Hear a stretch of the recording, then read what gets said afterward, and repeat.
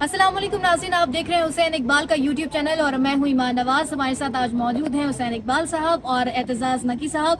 आज हम बात करेंगे मुल्क की मौजूदा सूरत हाल की कि कैसे पहले प्रेस कॉन्फ्रेंसेस का सिलसिला जुड़ा और अब इंटरव्यूज़ के सिलसिले आ गए हैं, इसी सब पर बात करेंगे। तो सर एतजाज़ से मज़ीद बात करेंगे। सर बताइएगा कि जिस तरीके से अब इंटरव्यूज़ आ रहे हैं, अब जैसे खावर मानिका का इंटरव्यू आया है जिसने तहलका मचा दिया है, तो क्या समझते हैं ये चल रहा क्या है?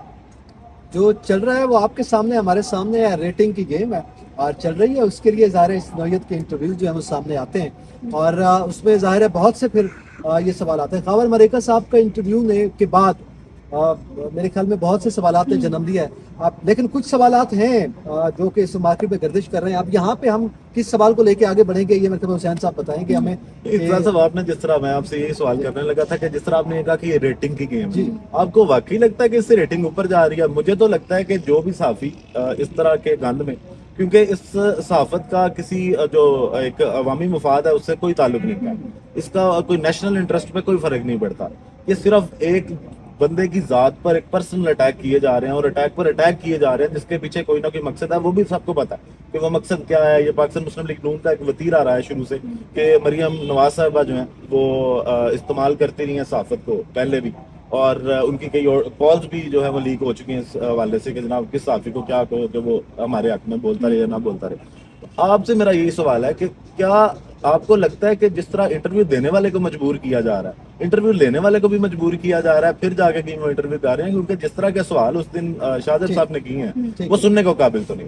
देखें, जो इंटरव्यू देने वाला है उसकी मजबूरी के हवाले से तो जाहिर है आप बात नहीं कर रहे, लेकिन हम सहाफ़ी हैं तो हम इंटरव्यू लेने वाले की मजबूरी का ज़रूर जिक्र कर लेते हैं। जी वो मजबूर है, वो एक इदारे के एम्प्लाई हैं और इदारे की पॉलिसी के मुताबिक एक सहाफ़ी जो है वो अब वो वाली सहाफ़त नहीं है कि आपको आज़ाद सहाफ़त कर रहे हैं। वो एक इदारे का एम्प्लाई है, ज़ाहिर इदारे ने उसको कहा है कि इंटरव्यू लें तो उसने लेना है, उसकी जिम्मेदारी में आ गया एक लिहाज से।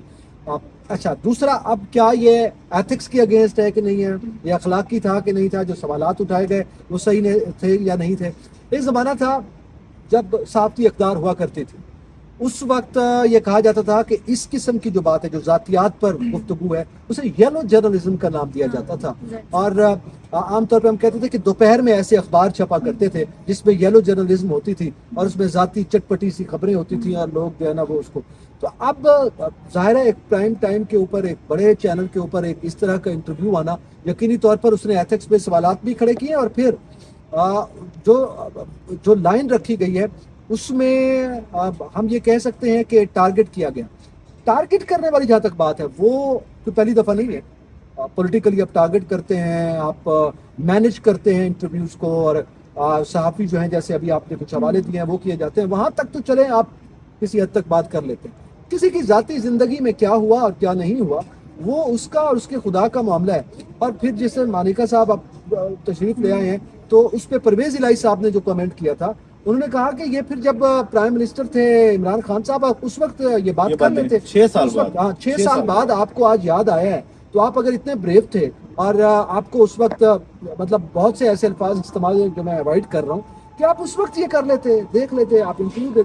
अब आपको इंटरव्यू मैनेज किया गया है या नहीं किया गया, लेकिन आपने ना सिर्फ किसी और की ज़ाती ज़िंदगी पर सवालात उठाए हैं बल्कि आपने अपनी ज़ाती ज़िंदगी पर भी सवालात उठाए हैं। और वो पंजाबी में कहते हैं ना कि अगू चुखो खुद न पीछे चुखो फिर ही नंगा, तो उन्होंने तो वही काम कर दिया है। तो मेरे ख्याल में उनकी भी जिम्मेदारी थी एथिकली अपने घर के हवाले से जो हुआ। तो बहरहाल वो आपकी एक्स वाइफ थी बुशरा बीबी और वो चली। और इसी तरह फिर जिस तरह से हमारे साफ़ी भाई ने सवालात किए हैं, यकीनी तौर पर उसमें बहुत से सवालात हैं और ये नहीं होना चाहिए।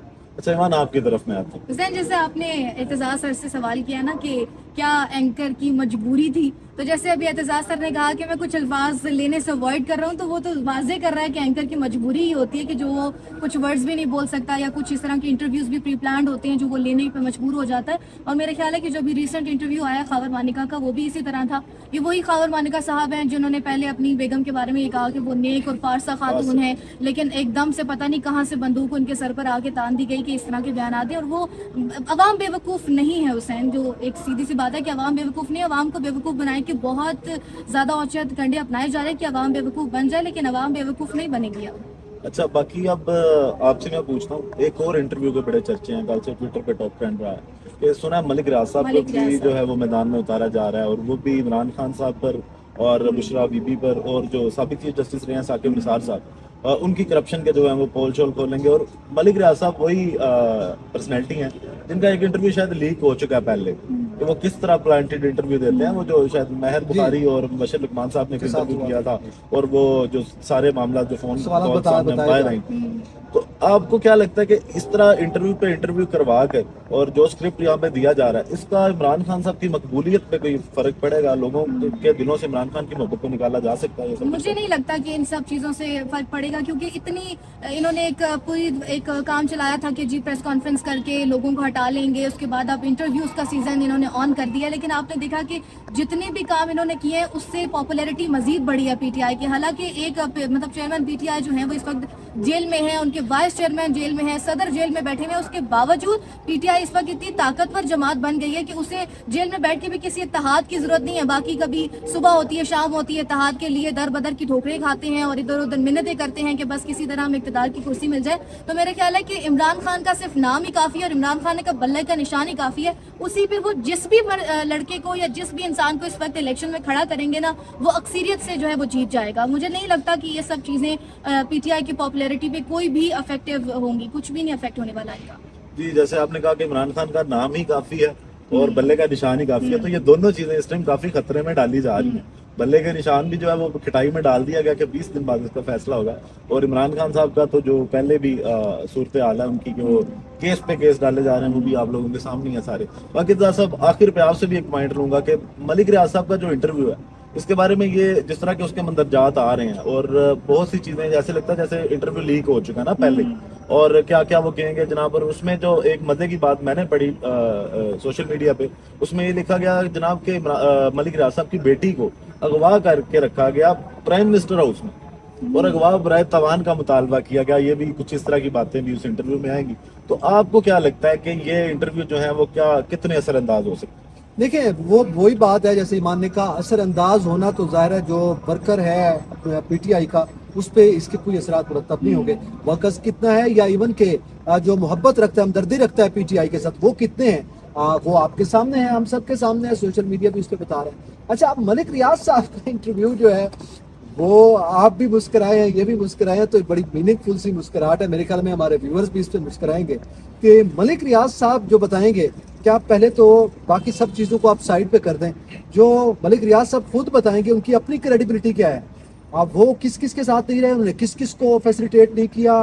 آج وہ کورٹ میں ایک سکینڈل ہے کہ انہوں نے کتنی زمینوں پر قبضے کیے ہوئے ہیں، کتنی ان کی کاغذوں میں ایگزسٹ کرتی ہے، اور کس طرح سے وہ آگے بڑھے. تو اس لیے ملک ریاض صاحب کا بذات خود اگر وہ کوئی بات کر رہے ہیں تو میرا نہیں خیال کہ کوئی زیادہ امپیکٹ ڈالے گا. باقی پولیٹیکلی اگر موو کی جاتی ہے تو کریڈیبل بھی ہوں تو تب بھی ظاہر ہے پی ٹی آئی کا ورکر ان کی بات ماننے کے لیے تیار ہے. باقی ہم تو اعتزاز صرف تماشا ہی دیکھ رہے ہیں، پریس کانفرنس کا بھی تماشا دیکھتے ہیں، پھر انٹرویوز کا بھی تماشا دیکھتے ہیں، صحافیوں کی آزادی ہے، اظہار رائے پر جو پابندی لگائی جاتی ہے اس کا بھی ہم تماشا ہی دیکھ رہے ہیں. اور اس وقت پی ٹی آئی کی جماعت بھی تماشا ہی دیکھ رہی ہے کہ ملک میں چل رہا ہے. کبھی ہم ان کے تماشے دیکھتے ہیں کہ جلسہ ہوتا ہے، مریم نواز لپٹ کر رونے لگ جاتی ہیں، ایک سرکس انہوں نے چلایا ہوا ہے. ہم تو بس سرکس دیکھ رہے ہیں، تماشا دیکھ رہے ہیں. لیکن 8 فروری کو یہ تماشا نا اس طرح کھل کر سامنے آئے گا کہ یہ سارے جو ہے نا تماش بین بن جائیں گے اور یہ دیکھیں گے کہ یہ تماشا ہوا کیا ہے. ویسے ہم 70 سال سے یہ تماشے ہی دیکھ رہے ہیں. ہاں. میرے خیال میں اس کو اب ٹھیک ہونے کی ضرورت ہے.